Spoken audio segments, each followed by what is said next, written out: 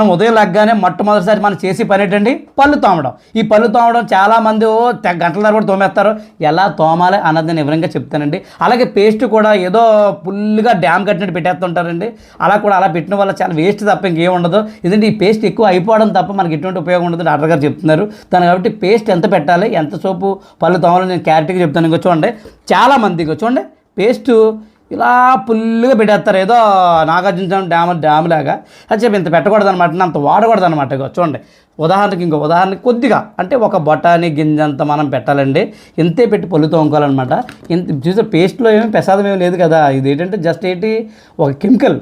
ఈ కెమికల్ మనం ఎంత తక్కువ వాడుతుంది మంచిదండి. పైగా మనం ఎక్కువగా పళ్ళు తోమడం వల్ల పళ్ళు అరిగిపోవడం తప్ప చిగులు పాడైపోతుంటాయి. అలాగే దానివల్ల పళ్ళు తెల్లగా వచ్చేసేది ఏముండదండి. అర్థం చేసుకోండి.